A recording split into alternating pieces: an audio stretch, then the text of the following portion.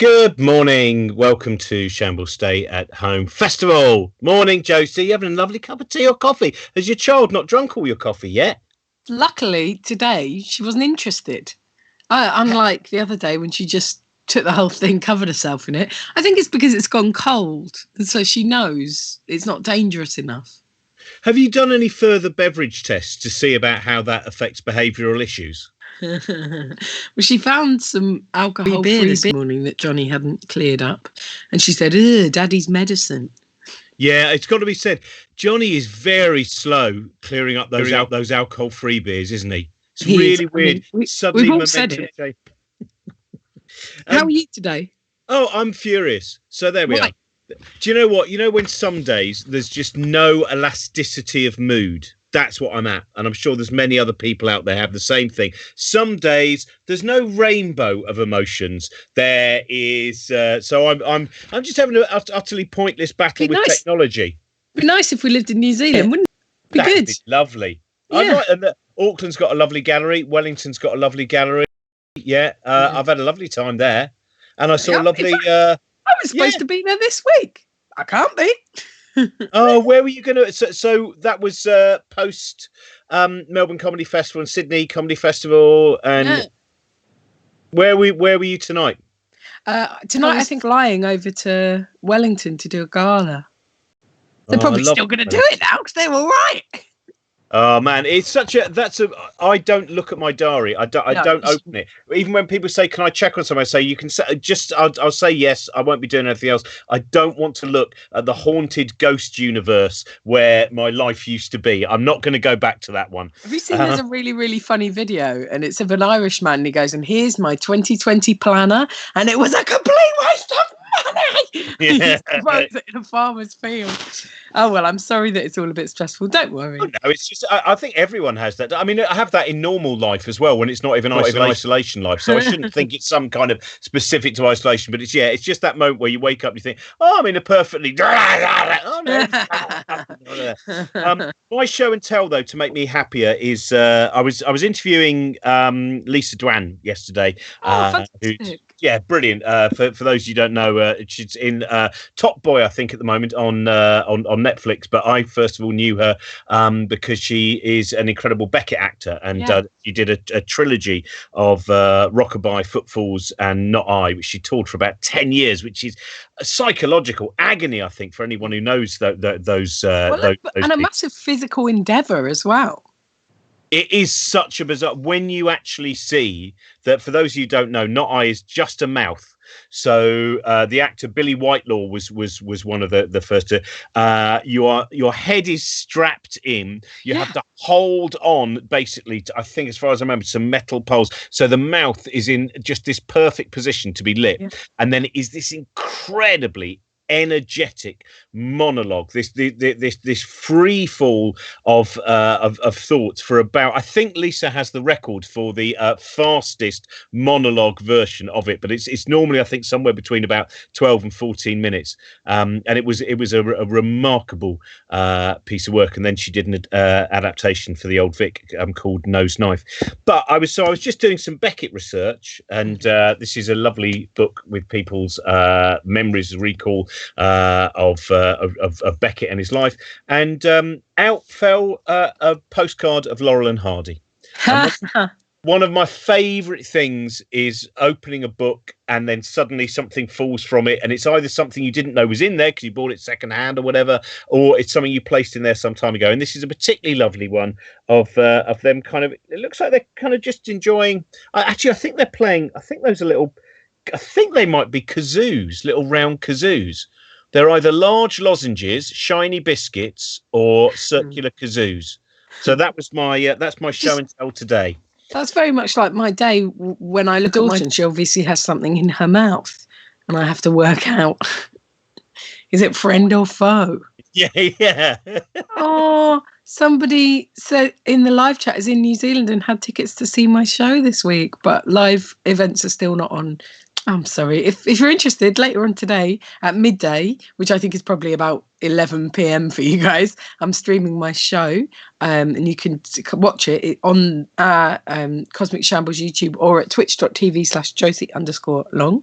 So if you are in New Zealand and you do fancy seeing my show, I'm doing it then, if that's any good, today. It's a rainy day in London, so there's nothing else to do.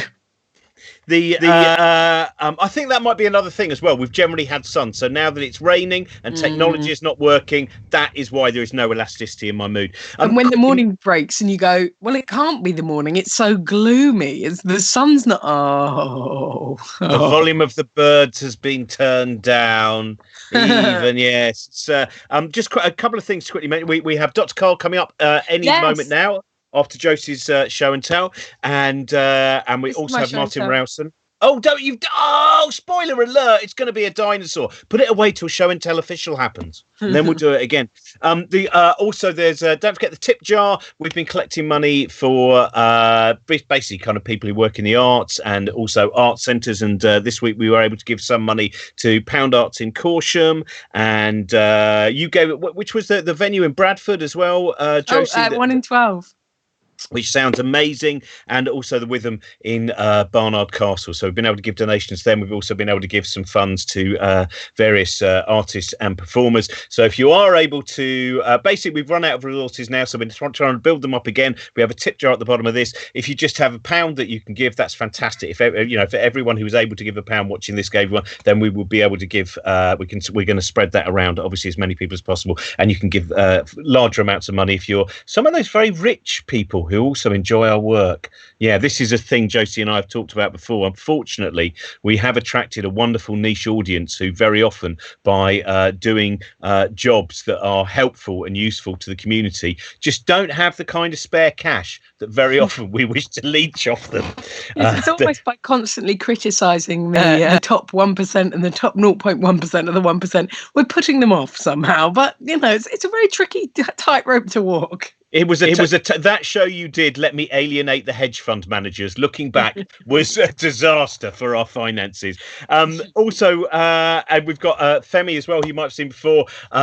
He's been on the show. We have some new music from him, and we have the brilliant, just a brilliantly scabrous, I suppose, cartoonist and poet and writer Martin Rowson is going to be joining us and talking about something he's doing with the Cartoon Museum. Josie, what's your show and tell? Surprise us. It's Mummy Big Dinosaur.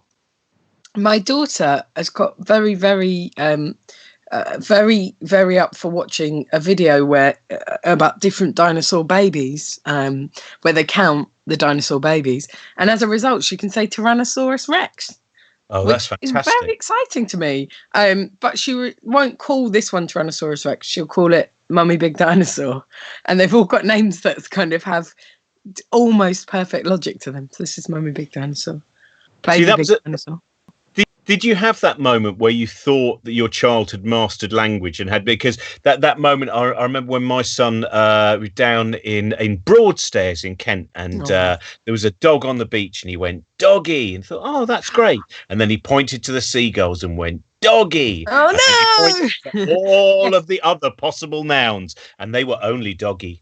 I do have some feelings sometimes. I think, oh my gosh, my daughter's incredible. She's so advanced. Like, she'll count like 1, 2, 3, 4. And I'll be like, oh my word. And then she'll just go straight to 8, 9, 10. And I'll be like, oh, she's just these little rhymes to her. This doesn't mean anything to her.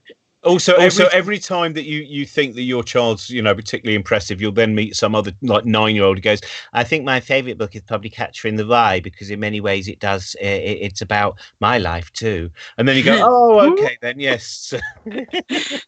I'm just teaching myself the zither.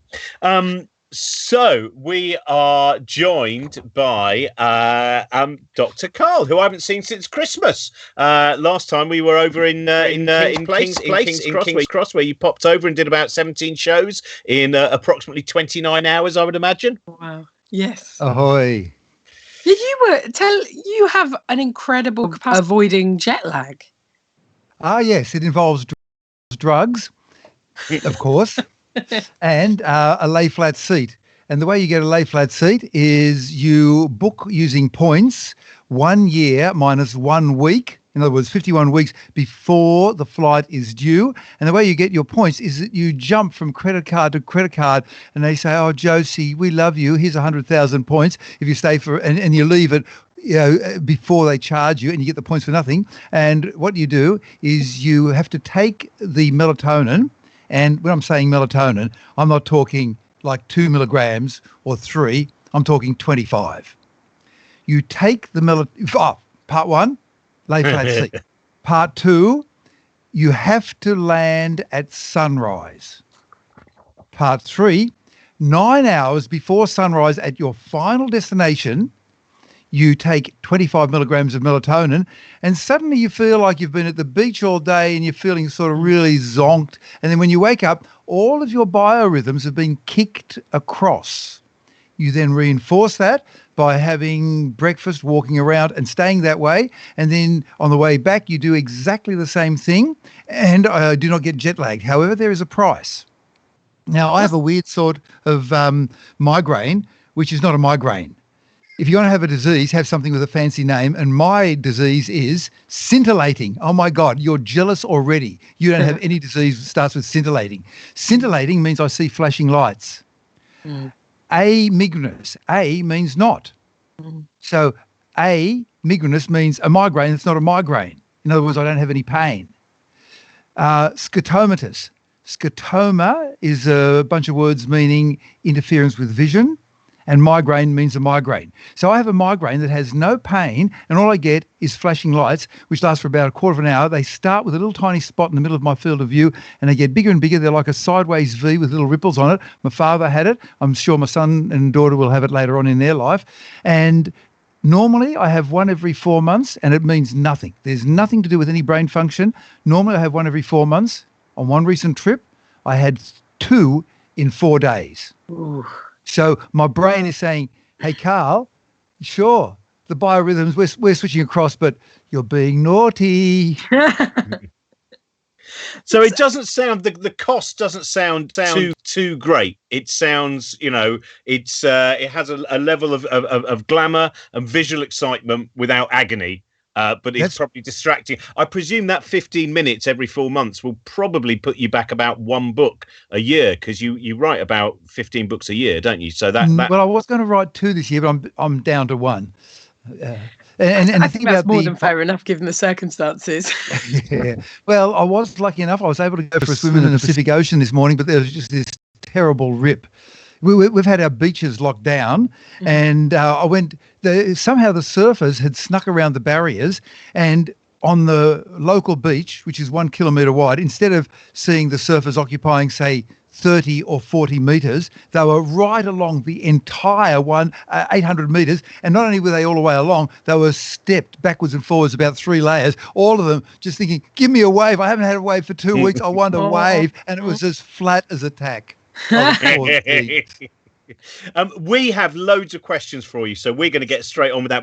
The first one we have is from Paige and Haley, who are 6 and 9, and they would like to know, what is the best and funniest chemical reaction experiment we can do at home? I will remind you they're 6 and 9 and also at home, so for the chemical reaction you might.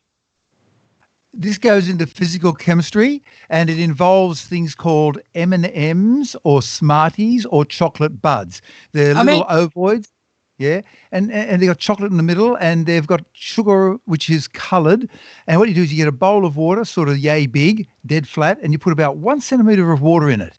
And then, spaced equally around the perimeter, at 9 degrees apart, you put a red one, a green one, a yellow, whatever colour you want. And of course, because it's in water, the sugar will dissolve, of course. And the colour will go with it, of course. And then something magical happens. The colours come closer and closer together, and when they kiss, they do not mingle. Why do they not mingle? I'll leave that as an exercise for the 6-year-old and the 8-year-old to work out. Brilliant. Thank you very much, Paige and Haley. I was saying another fun one to do is it doesn't have the same flamboyance, but just making oobleck's a lot of fun as well. If you've never made oobleck before, we were talking about this the other day. Oobleck is mentioned in Dr. Seuss's book, where you get a bunch of corn flour and food colouring, and it is fascinating in terms of the way that it appears to go liquid, solid, liquid, solid. It's just a lot of fun, very tactile thing to do. An interesting thing on that, on the Subaru cars, they've used that principle to make the car safer in a collision by inventing, and I quote, bum catcher rubber. But you've never heard those three words together. Well, you'll be surprised, Dr. Karl, that back in the 80s, I lived a very different life. So with this, if you get the corn flour, you can stir it slowly and it'll move okay. But when you try to stir it fast, it just goes solid. And they've got this. That's called anti-thixotropy, Thixopry. And on the Subarus, underneath on a seat, when you sit in there, there's some of this stuff under your thighs. So there's your thighs, and then there's a dip for the buttocks. And if you're in a collision and you should happen to submarine, that's a technical term, submarine under the seatbelt and go forward, your buttocks will come forward at speed and hit the rubber that normally is quite flexible. But because your buttocks hit the rubber quickly, it goes solid. And that way you do not slide under the seatbelt. Your buttocks, of course, you do not smash up you do not smash up your knees, and you survive the collision without broken knees. Bum catcher rubber, anti-thixotropic. Oh man, that is a great journey from Dr. Zeus. Sorry, Well, Josie. I have a question from Jerry, who said their partner just had her flu shot, and she wants to know what causes flu shots to hurt so much. Why are they so painful? It's a complicated thing. There are things in there called adjuvants, ADJUVANT. And we're not too sure why they work, but we know that they do. And on one hand, they cause extra irritation, but on the other hand, they, and we don't know how, somehow make the immune response better. Now, here's one thing for you. You've probably had an anaesthetic, and here is something really weird. The anaesthetists, or anesthesiologists, as the Americans foppishly call them, the anaesthetists know how to use anaesthetics really well. They can put you asleep and wake you up and you won't be dead. Nobody knows how they work. We know that you've got to have so many milligrams per kilogram of body weight, and it interacts if you've got a crook liver or something like that. We do not know the method, how they work, but here's something else. We do know that if a gas dissolves well in olive oil, it could be a good anaesthetic gas. So there's so many things that we don't know in the world. I always think that the general anaesthetic, and when you talk to neuroscientists about that, it's never a good conversation to have shortly before an operation, just because it's the mystery. It's a fabulous, this is someone that said that you've recently, I think, been talking about Michael Moore's made a new film about renewable energy, and you feel that there's pro, is he? Well, the problem seems against, that's it, because you say that you feel there's a lot of misleading information and factual inaccuracies that were in it, and this Diego would just like to know, could you enlarge on that? What did you feel was some of the issues which people can now explore in other ways? Philosophically, the movie was kind of made in 2012 when the guy started making it, and he hasn't moved on with the new technologies that exist. So, for example, he says that solar panels are only 8% efficient. No, they're 25%. And then he videos and then broadcasts the following, where somebody says that solar panels last only for 8 or 10 years. No, they don't. They're guaranteed, mine are guaranteed, for 28 years. They last only 10 years. And then secondly, they say wrongly that you never get back the energy from the solar panels that it costs to make them. And in fact, it turns out that looking at capital cities around the world, your energy payback time is 18 months in where I am, in Sydney and in Perth, and the worst place in the whole world for cloud cover is Brussels, 44 months. And it's just full of inaccuracies. And so there's a place where they've got a solar farm, and at one stage they take out the old solar panels and put in new ones, and they video it when there are no solar panels, and they say, look at that. They're conning people. There are no solar panels. And all the way through. Now, this is surprising for me because normally Michael Moore, love him or hate him, is pretty good on his facts. This one has not been fact-checked, and I don't know how it snuck through. quite disappointing when we are faced with, the challenge of climate change and when the deadlines are so tight and when so much needs to be done that somebody would be putting something out there that is useless and will just help people. Okay, here's some messages of hope. Firstly, the new generation coming through now, these kids are the smartest generation ever. It's called the Flynn effect, FLYNN effect. Look it up, and Dr. Karl, ABC, Flynn effect. Second thing, we are living in the most peaceful time ever in the history of the human race. Read the book by Steven Pinker, The Better Angels of Our Nature. Thirdly, not only can we not put carbon dioxide into the atmosphere, we can pull it back. Go to a website called drawdown.org, DRAWDOWN, drawdown.org, and I've fallen in love, platonically, with this fabulous woman who is a born-again fundamentalist Christian from Texas, who is married to a minister of religion and is a climate scientist. Huh. Her name is Catherine Hayhoe, Khayhoe. Follow her on Twitter, and I'm full of optimism for the future that we can fix it. The only thing stopping us are the politicians who may have been bought off. Mm-hmm. There was also, I don't think it's come out here yet, but Damon Gamo, who made that, used to be an actor in Australia and then made a film called That Sugar Film. I think his most recent film has been, I think it's called 2040, and it is about all of the technology that actually exists. This idea that eventually science will come and save it, because it exists. We just need the wherewithal now. We need the various different kind of, from seaweed farms onwards. I don't know if you've seen it yet. I think it's called 2040 by Damon Gamo. Here's a very simple message that we do not need, but of course we could benefit from and will invent, but we do not need any fundamental new technologies or science. Everything we need to both stop putting out carbon dioxide and then pulling it down is available to us, in the sense that we can just develop what we've got in the same. And here's another message of hope. In Europe, BMW and Volvo and VW and Mercedes have now stopped all intellectual development of petrol diesel engines. They're still making them, but they're going to fade them down. And all their intellectual development is into the electric car. That's happening now. Yeah, this is really cool. Thank you. It's really nice to hear things that you can look up and feel somewhat reassured by. Well, it is very hard, isn't it, sometimes? You said finding the right information, finding the information which comes from a reliable source. One of the problems is it's very easy on the internet to see something which has been given a title, which has a website thing which looks like it's official or whatever it might be. So that's part of it. And I think you're right, that Flynn effect. I look at my son and I think that they're critical faculties, because they've been born into a world where this exists, as opposed to, we were already I was certainly, an adult by the time I was trying to work it out. They've started off in this world and they've gone, nah, that's rubbish. Nah, don't trust that. I think there's a lot of hope there as well. And you know how we discovered it? The Flynn effect? Well, we discovered it because the way that Americans learn geography is by invading another country. And so they've got one of the largest military forces that has been battle-hardened in the whole world.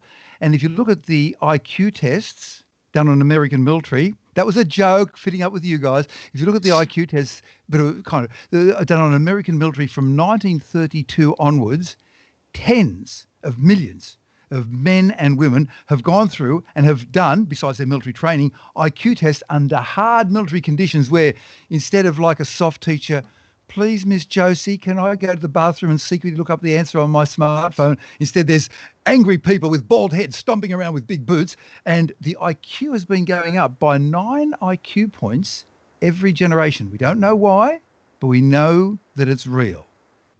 Wow.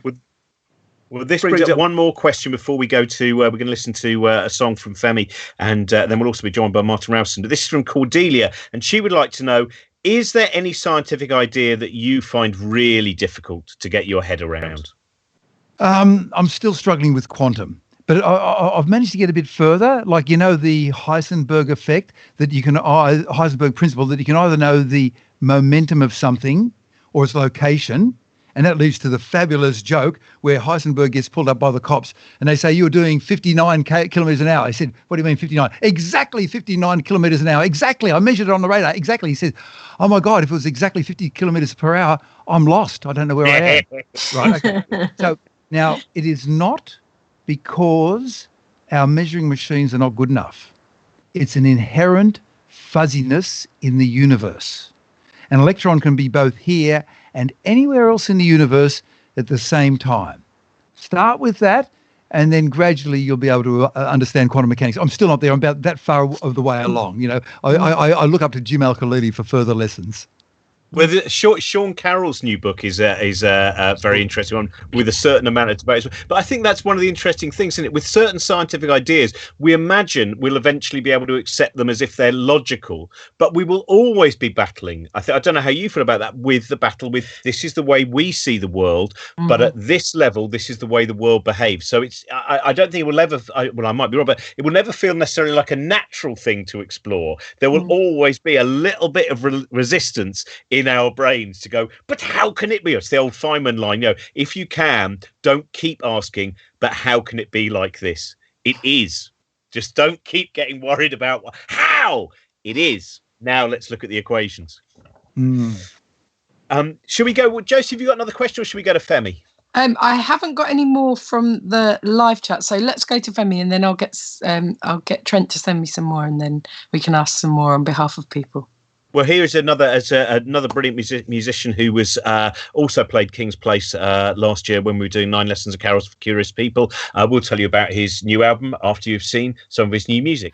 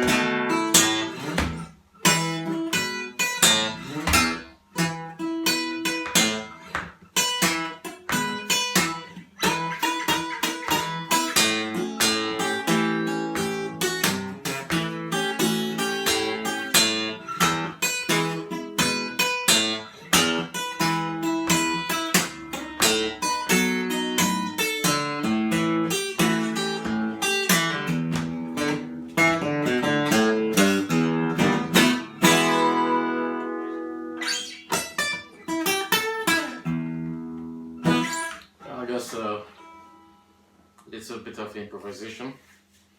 I hope you enjoyed this session and you're all doing well. Have a nice day and hope to look forward to a time whereby we can do songs live again. Hello, welcome back. That was Femi, and I should say that Femi's work is on Bandcamp. I think the latest thing is Femi's Ragtime and Blues, and I would also remind people that if you are about to buy something on Bandcamp, save it to, I think, next Monday, I think the 1st of May, if you can hold back. 1st of May is another day where Bandcamp are not taking any money from any of your purchases. They will go entirely to the artist. So make a list. Start making a list of things where you think, oh man, that's a great artist and that's an artist and that person sounds interesting. And if you do that on the 1st of May, that means those artists who, of course, are not able to go out and perform at the moment, they will get all of your money, which I think is a great gesture. International Workers' Day, I assume. I say Day Monday, but same thing. One question for you, Dr. Karl, that's been sent from our live chat from someone called Marilyn. Now, it's got a lot of background to it. It's quite a long, it's a story as well as a question, okay? My husband and I were having this discussion the other morning and couldn't come up with an answer. And when we saw that you, Dr. Karl, were coming up on Cosmic Shambles, we thought you might have an answer. We have an AeroPress at home that we make our coffees with. Lovely. How come, if we use the same technique in the same machine, using the same ground coffee from the same bag to make 2 cups of black coffee, one after the other, they have a noticeable, albeit slight, different taste? We have done double-blind tests cheaply and nastily, swapping cups and we can both taste the difference. So there's obviously something sciencey happening that makes this happen. We hope you might have an answer for our very grand study. Thank you. Keep up the good work with the stay-at-home shows. What do you think about that? Is that a silly question? Amazingly, I have one of those machines and an atomic machine, and I know the answer. I wrote a story about it. Finally, after 4 years of work involving people such as mathematicians and something called a computational chemist, they came up with the answer. And it is not simple. And the only reason they could solve it was that the battery scientists in electrochemistry had done all of this mathematical shortcut that enabled them to solve it both mathematically and then with experiment. And this is what happens. Imagine that you have, and the technical term is a basket of coffee. And coming in is steam. I used to, and wrongly, thought that what happens is that the water... No, it's not steam. It's different. In America and Italy, the temperature is up around 94, 97 degrees, and the pressure is about 6 to 9 atmosphere. I used to think that the hot water would evenly diffuse through, fairly and democratically kissing each grain of coffee, extracting goodness from it, and bringing it down to the little funnel at the bottom, and out would come the beautiful coffee. But no. The butterfly effect comes in because of Lorentz. The butterfly effect basically is sensitivity to initial conditions. So a butterfly flaps its wings in the Amazon, and a week later, a big hurricane, instead of coming on land in the United States and causing devastation, goes out to sea. And why the big difference? Because of the butterfly.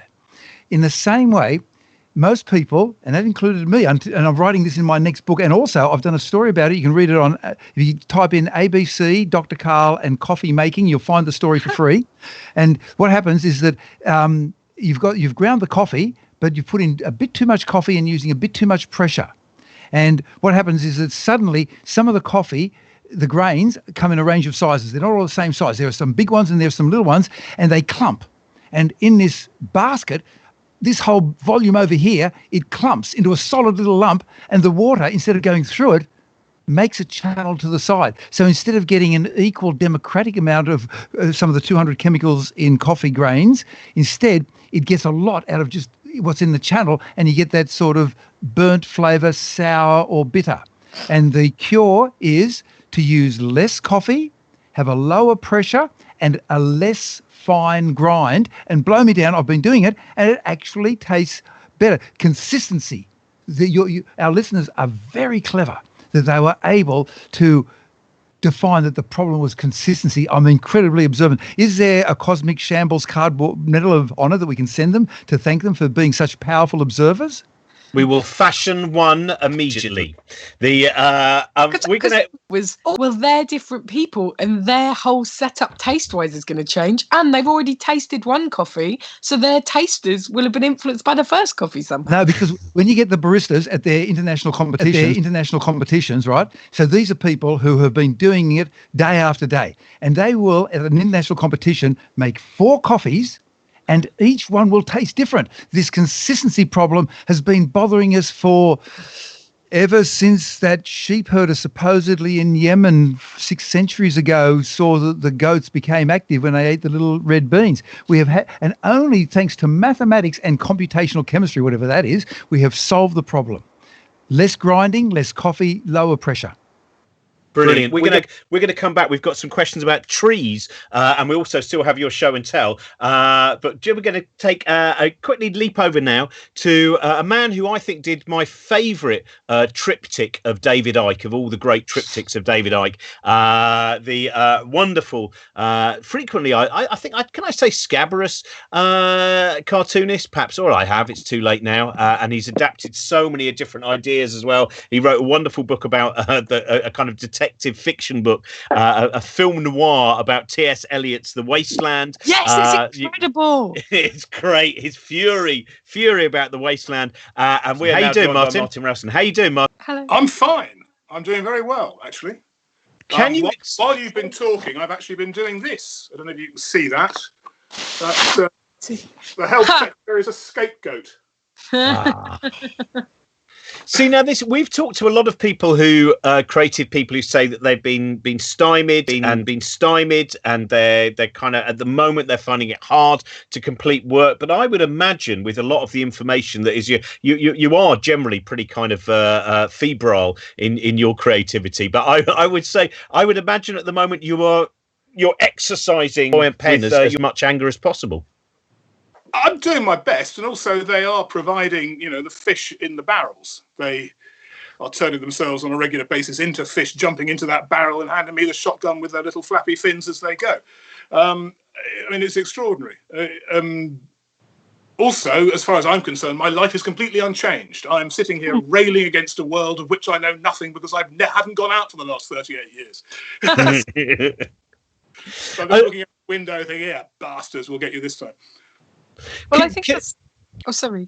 No, go on.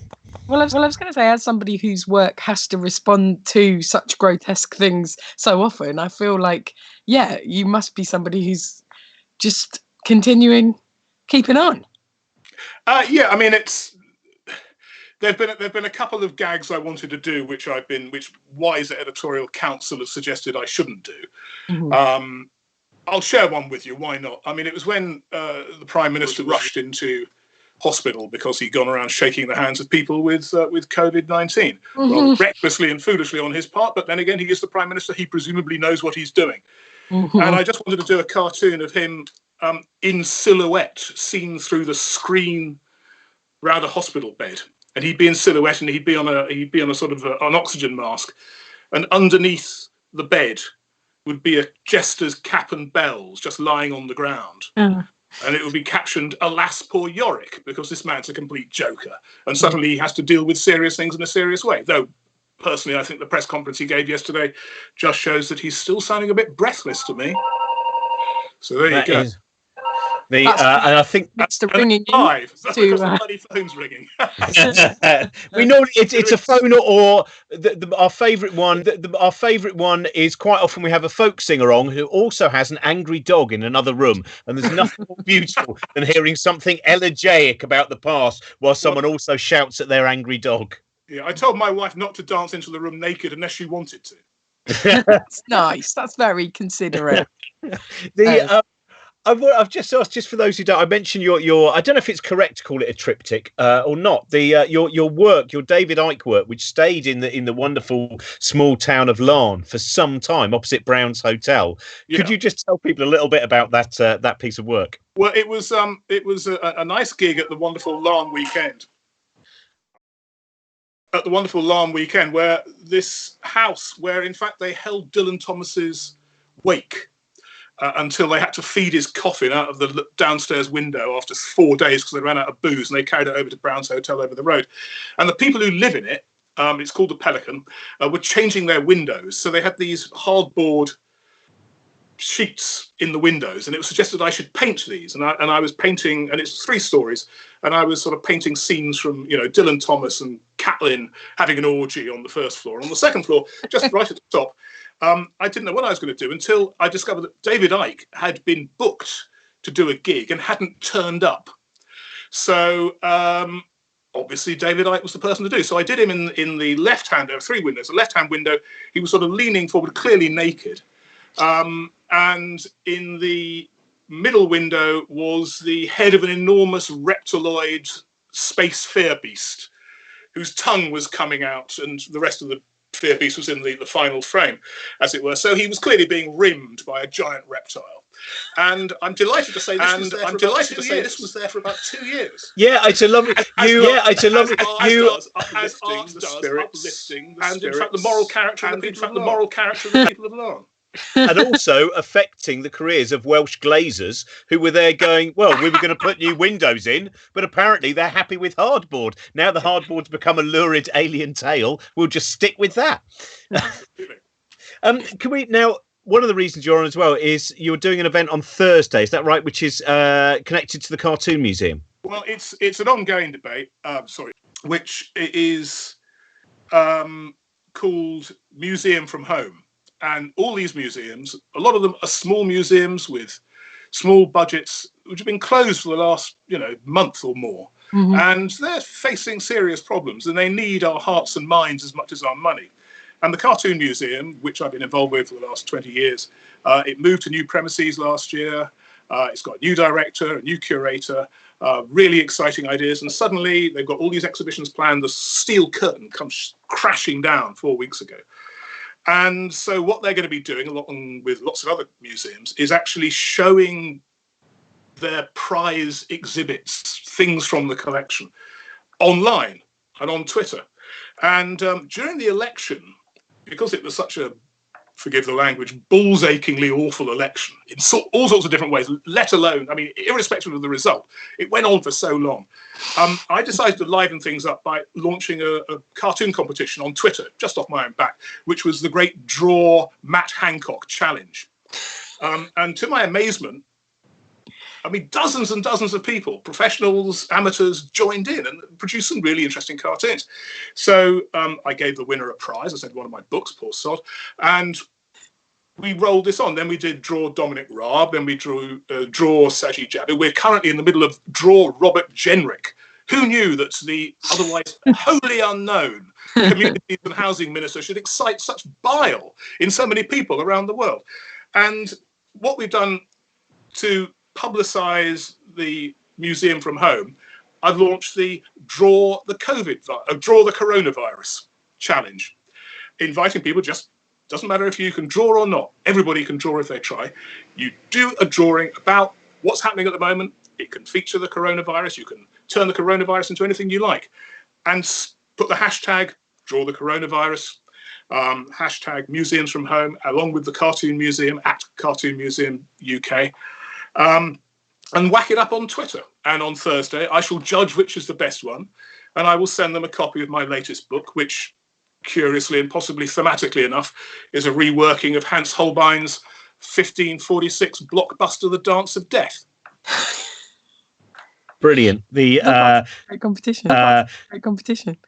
That's 2 lots of. We should, because there are, as you said, a lot of museums. I don't know how well the House of Illustration's doing at the moment, which is another wonderful place of celebrating illustration. And also, we should mention the Holborn Museum, which we mentioned the other week, which is down in Bath, which has a great Grace and Perry exhibition, which I've missed, and obviously behind closed doors now. But I know they're struggling as well. So for those of you who can help out, do seek out a lot of perhaps your local museums or small museums that you've been visiting, and check which ones might need some support. The weird thing is these museums have actually been frozen in time, which is quite weird for a museum. They've actually been stuck with their exhibits.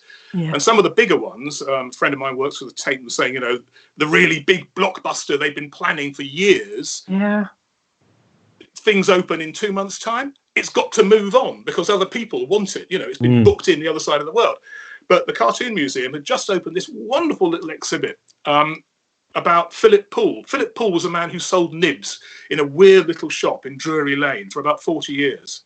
And cartoonists from around the world would go in there. I mean, I used to go in there, and he'd sell me some nibs, and he'd say, "Oh, I had that Ralph Steadman in here the other day. Uses his lovely nibs like bloody chisels, he does." And in the archive of the museum, we had all these letters cartoonists from around the world had sent to him saying, "Thank you for these nibs. They're wonderful. Look at the way they work." And there's this exhibit, sort of caught in aspic.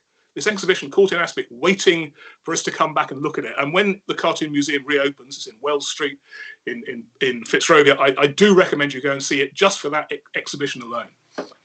Brilliant. It is, you're right, it's a very strange thing thinking about. I mean, I was lucky enough, I fortunately went to the Aubrey Beardsley exhibition, which I thought was wonderful, just before the lockdown. Brilliant. I was invited to the launch party, in fact, and my wife had, I think, probably had the coronavirus, but of course she wasn't tested because they wouldn't have. But she had all the symptoms. Yeah, we had the same thing with my partner as well. It's very odd, and the advice was different at the time as well. So yeah. I wanted to just crowbar this in because it's of relevance.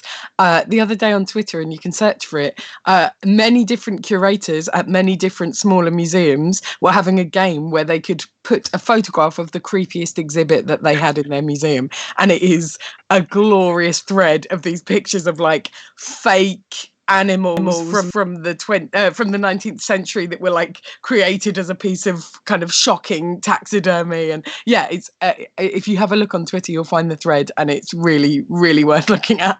And on that subject, and as this is purportedly a scientific blog, the Hunterian Museum attached to the Royal College of Surgeons, where the first time I went there, you needed a letter signed by a doctor to let you in because it's so horrific. Luckily, my father was a virologist, so he signed the letter and I got in. But I had a book launch there once, and people were leaving early because they'd just come across the exhibit in a glass case of half face of child with smallpox. Oh, gosh. Yeah, too much. That was the real one. And I said, I made a speech, and I said, and if the canapes run out, just break the glass. See, I remember going there. There was a party, No More Page 3, the organisation No More Page 3. They kind of ended up. Hugh Grant worked with them as well, so they put on to publicise No More Page 3. Hugh Grant's birthday party was in the Hunterian Museum, and again, much like your event, it is that mixture of canapes, sparkling wine, and Victorian history of botched experiments. Is a fascinating thing to have over a vol au vent. We're gonna I'm sorry, we can do slightly shorter than we would do. I should just say to everyone, you probably know about this, but at 11 a.m. there's a minute's silence to remember some of all of the key workers who have died during this. So I apologise. We only got a few more minutes on air, and we will make sure we're off before 11 o'clock. Martin, people can find you on Twitter. They can find out more about you. Is it just at Martin Rowson? I can't remember now. Yeah. And all your books. The Communist Manifesto was another treat as well, which was a couple of years back, wasn't it? That was I made more money from that book than any of my previous 30 books, ironically enough. Do you know what? I remember at your launch, you looked the least alienated I've ever seen in terms of your work. So that was a wonderful moment.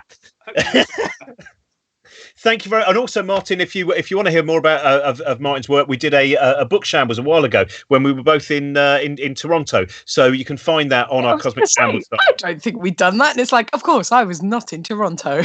Yeah, it was one of those things where we'd never managed to work it out in London, and for some reason we ended up in the same city in somewhere else in the world. But yeah, that's one of the book shambles that's up there, and you can kind of support book shambles and stuff like that also by going to our Patreon. We're still trying to create as much kind of entertainment and various different stuff and films and science films as we can at the moment. And if you go to Patreon, that will mean that we can keep making more and more stuff as well. So, Martin Rowson, thank you very much. So much. And Dr. Karl, because we only have a few minutes left, we must not leave out your show and tell.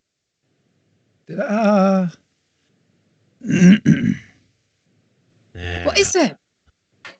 One night, my father was lying in bed because he was a writer, and he looked out the window, and this came flying past. It's a meteorite. Well, at the time it was a meteor. You see, when it's in space, it's called a meteoroid. When it's in the atmosphere, it's called a meteor, from the Greek atmosphere. And when it's in the ground, it's called a meteorite. So we went out the next morning. I was about 9 years old, and we went looking for it, and we couldn't find it. And he found a hole that much in diameter near the roots of a tall tree. And we dug down following this hole, and it had punched through the root of a tree and come to a halt. And we can just see over here, maybe. Now, where is that little shovel mark? I'll just hold it here and try to hold it steady. You might be able to see just that little straight line. That is the shovel mark. So that's my little show and tell. Wow, that a is a rock from beautiful outer thing. space. What does it feel like? Space. What does its weight feel like? Is it because sometimes the density of is quite counterinstinctual? Yes, the solar system, the planets in the solar system and the asteroid belt fall into two main classes, silicon-based or carbon-based. This is neither. This is iron. This is from the core of something bigger.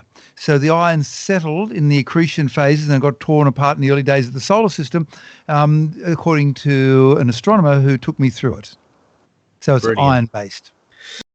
A few minutes. So now this one, I talk to the trees, but they don't listen to me. Clint Eastwood's the B-side of Lee Marvin's Wandering Star. And Terry would like to know, read a headline of an article that said that trees talk to each other.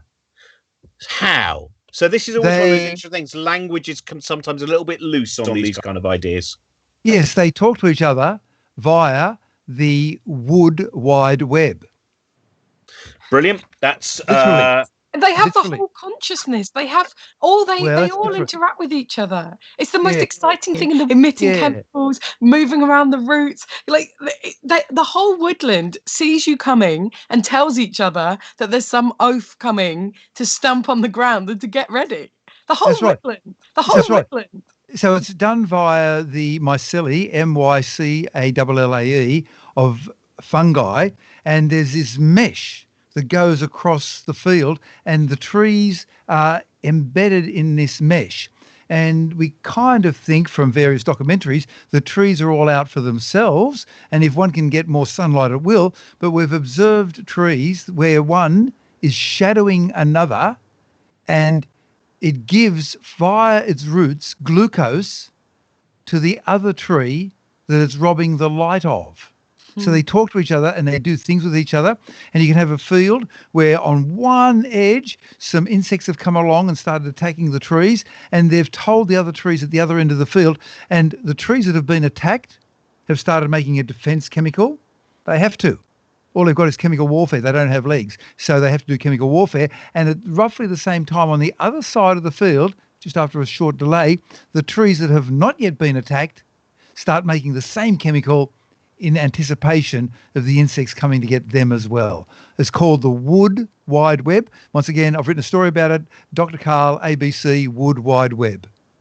Brilliant. Thank you so much. I think because of the minute silence at 11, we're going to wind up now. Thank you very much, Dr. Karl. Thank you very much, Martin Rowson, as well. I apologise to people such as Colin and Hayley. We had questions from you. Hayley, your question was great, but it actually was ultimately going to have to involve the definition of what is life. And having done debates on that, it turns out that is not a snappy 10-seconder of an answer.